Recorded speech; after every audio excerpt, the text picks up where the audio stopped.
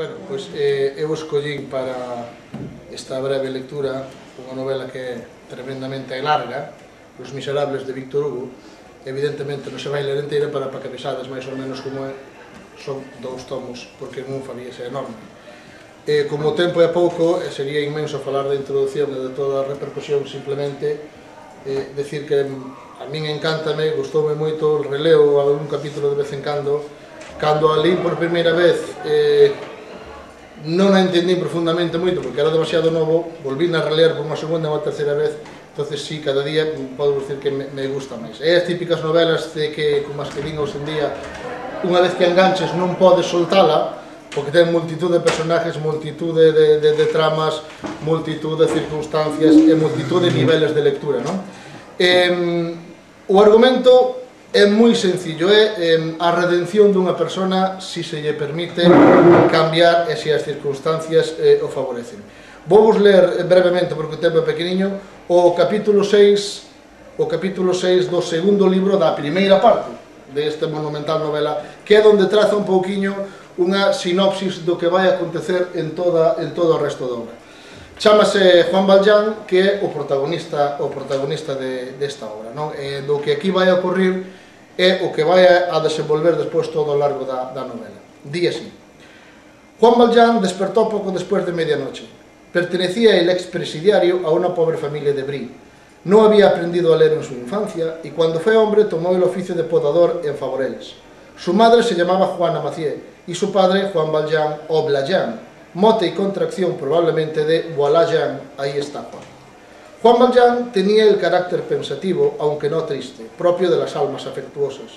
Su naturaleza estaba algo adormecida, era algo indiferente, en apariencia a lo menos.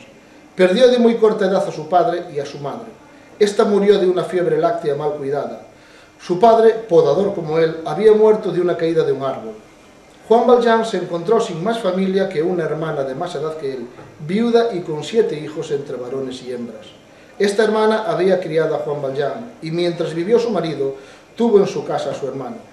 El marido murió cuando el mayor de los 7 hijos tenía 8 años y el menor 1. Juan Valjean acababa de cumplir 25 años. Reemplazó al padre y mantuvo a su vez a su hermana, que lo había criado. Hizo esto sencillamente como un deber y aún con cierta rudeza. Su juventud se gastaba, pues, en un trabajo duro y mal pagado. Nunca le habían conocido novia en el país, no había tiempo para enamorarse. Por la noche entraba cansado en su casa y comía su sopa sin decir una palabra. Mientras su hermana, la tía Juana, tomaba con frecuencia de su escudillo lo mejor de la comida, el pedazo de carne, la lonja de tocino, el cogollo de la col, para dárselo a alguno de sus hijos. Él, sin dejar de comer, inclinado sobre la mesa, con la cabeza casi metida en la cena, con sus largos cabellos esparcidos alrededor de la escudilla y ocultando sus ojos, parecía que nada observaba, y dejaba hacer. Había en Faverolles, no lejos de la choza de Valjean, al otro lado de la calle, una lechera llamada María Claudia. Los hijos de Juana, casi siempre hambrientos, iban muchas veces a pedir al fiado a María Claudia, en nombre de su madre, una pinta de leche, que bebían detrás de una enramada o en cualquier rincón de la calle, arrancándose unos a otros el vaso, y con tanta precipitación que las niñas pequeñas lo derramaban en su delantal y en su cuello. Si la madre hubiera sabido este hurtillo, habría corregido severamente a los delincuentes, pero Juan Valjean, brusco y gruñón, pagaba, sin que Juana lo supiera, la pinta de leche a María Claudia y los niños evitaban así el castigo. Juan Valjean ganaba en la estación de la Poda 18 sueldos diarios, y después se empleaba como segador, como peón de albañil, como mozo de bueyes y como jornalero. Hacía todo lo que podía. Su hermana también trabajaba por su parte. Pero, ¿qué había que hacer con 7 hijos? Aquella familia era un triste grupo rodeado y estrechado poco a poco por la miseria. Llegó un invierno cruel. Juan no tuvo trabajo, la familia careció de pan, ni un bocado de pan y 7 niños. Un domingo por la noche, Maubert y Sabot, panadero de la plaza de la iglesia de Faverolles, se disponía a acostarse cuando oyó un golpe violento en la puerta y en la vidriera de su tienda. Acudió y llegó a tiempo de ver pasar un brazo a través del agujero hecho en la vidriera por un puñetazo. El brazo cogió un pan y se retiró. Isabeau salió apresuradamente. El ladrón huyó a todo correr, pero Isabeau corrió también y lo detuvo. El ladrón había tirado el pan, pero tenía aún el brazo ensangrentado. Era Juan Valjean. Esto pasó en 1795. Juan Valjean fue acusado ante los tribunales de aquel tiempo como un autor de un robo con fractura de noche y en casa habitada. Tenía en su casa un fusil del que se servía como el mejor tirador del mundo. Era un poco aficionado a la caza furtiva y esto le perjudicó, porque hay contra estos cazadores una repulsión legítima.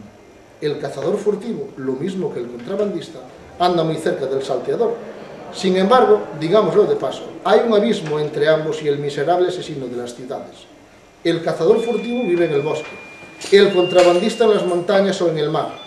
Las ciudades crían hombres feroces porque crían hombres corrompidos. La montaña, el mar, el monte, crían hombres salvajes, en los cuales se desarrolla el lado feroz, pero casi siempre sin destruir el instinto humano. Juan Valjean fue declarado culpable. Las palabras del código eran terminantes. Hay en nuestra civilización momentos terribles y son precisamente aquellos en que la ley penal pronuncia una condena. Instante fúnebre aquel en que la sociedad se aleja y consume el irreparable abandono de un ser pensador. Juan Valjean fue condenado a 5 años de prisión. El 22 de abril de 1796 se celebró en París la victoria de Montenotte, ganada por el general en jefe del ejército de Italia, a quien el mensaje del directorio a los 500, el 2 de Floreal del año 4, llama Bonaparte. Aquel mismo día se remochó una cadena en Bicêtre. Juan Valjean formaba parte de esta cadena. Un antiguo mozo de la cárcel, que tiene hoy cerca de 90 años, recuerda aún perfectamente a este desgraciado, cuya cadena se remachó en la extremidad del cuarto cordón en el ángulo norte del patio. Estaba sentado en el suelo como todos los demás. Parecía que no comprendía de su posición, sino que era horrible. Pero es probable que descubriese a través de las vagas ideas de un hombre completamente ignorante que había en su pena algo excesivo. Mientras que a grandes martillazos remachaban detrás de él la bala de su cadena, lloraba. Las lágrimas le ahogaban, le impedían hablar y solamente de rato en rato exclamaba: «Yo era podador en Faverolles». Después, sollozando y alzando su mano derecha y bajándola gradualmente 7 veces, como si tocase sucesivamente 7 cabezas a desigual altura, quería indicar que lo que había hecho, fuese lo que fuese, había sido para alimentar y vestir a 7 criaturas. Por fin partió para Tolón, a donde llegó después de un viaje de 27 días en una carreta y con la cadena al cuello. En Tolón fue vestido con la chaqueta roja y entonces se borró todo lo que había sido en su vida, hasta su nombre, porque desde entonces ya no fue Juan Valjean, sino el número 24.601. ¿Qué fue de su hermana? ¿Qué de los 7 niños? Pero, ¿quién se cuida de esto? ¿Qué es el puñado de hojas del árbol cerrado por el pie? La historia es siempre la misma. Estos pobres seres, estas criaturas de Dios, sin apoyo alguno, sin guía, sin asilo, quedaron a merced de la casualidad. ¿Qué más se ha de saber? Se fueron cada uno por su lado y se sumergieron poco a poco en esa fría bruma en que se sepultan los destinos solitarios, tenebrosas tinieblas en que desaparecen sucesivamente tantos infortunados en la sombría marcha del género humano. Abandonaron aquel país. La campana de lo que había sido su pueblo les olvidó, el límite de lo que había sido su campo les olvidó, y después de algunos años de presidio, Juan Valjean les olvidó también. En aquel corazón donde había existido una herida, quedó una cicatriz y nada más. Apenas durante todo el tiempo que pasó en Tolón oyó hablar una sola vez de su hermana. Al fin del 4º año de prisión recibió noticias por no sé qué conducto. Algunos de los que lo habían conocido en su país habían visto a su hermana. Estaba en París. Vivía en un miserable callejón, cerca de San Sulpicio, en la calle de Gueindre. No tenía consigo más que un niño pequeño, el amor de todos. ¿Dónde estaban los demás? Quizás su madre no lo sabía. Todas las mañanas iba a una imprenta, en la calle de Sabat, número 3, en donde trabajaba de plegadora y encuadernadora. Debía estar allí a las 6 de la mañana, mucho antes de ser de día en el invierno. En la misma casa de la imprenta había una escuela a donde llevaba a su hijo que tenía 7 años. Pero, como ella entraba en la imprenta a las 6 y la escuela no se abría hasta las 7, el niño tenía que esperar 1 hora en el patio a que se abriese la escuela. En el invierno 1 hora de noche y el descubierto. En la imprenta no querían que entrase el niño porque incomodaba, según decían. Los obreros veían a este chicuelo, al pasar por la mañana, sentado en el suelo, cayéndose de sueño y muchas veces dormido en la oscuridad, acurricado sobre su cestito. Los días de lluvia, una viejecita, la portera, tenía compasión del infeliz y le recogía en su covacha, donde no había más que una pobre cama, una rueca y 2 taburetes. El pobrecillo se dormía allí en un rincón, arrimándose al gato para sentir menos frío. A las 7 se abría la escuela y entraba en ella. Esto fue lo que dijeron a Juan Valjean. Ocupó su ánimo esta noticia un día, es decir, un momento, un relámpago, como una ventana abierta bruscamente en el destino de los seres a quienes había amado. Después se cerró la ventana, no se volvió a hablar más de ello y todo se acabó. Nada supo después, no los volvió a ver, no los encontró, ni los encontrará jamás en la continuación de esta dolorosa historia. A fines de este mismo cuarto año, le llegó su turno para la evasión. Sus camaradas le ayudaron como suele hacerse en aquella triste mansión y se evadió. Anduvo errante 2 días en libertad por el campo. Si es ser libre estar perseguido, volver la cabeza a cada instante y también al menor ruido tener miedo de todo. Del techo que humea, del hombre que pasa, del perro que ladra, del caballo que galopa, de la hora que suena, del día porque se ve, del camino, del sendero, de los árboles, del sueño. En la noche del segundo día fue preso. No había comido ni dormido hacía 36 horas. El Tribunal Marítimo le condenó por este delito a un recargo de 3 años, con lo cual eran 8 los de pena. Al 6º año le tocó también el turno para la evasión, pero no pudo consumarla. Había faltado a la lista. Tiróse el cañonazo y por la noche la ronda le encontró oculto bajo la quilla de un buque en construcción.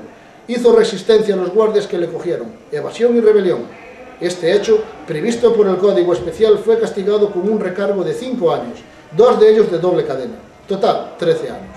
Al 10º le llegó otra vez su turno y lo aprovechó, pero no salió mejor librado. 3 años más por esta nueva tentativa. Total, 16 años.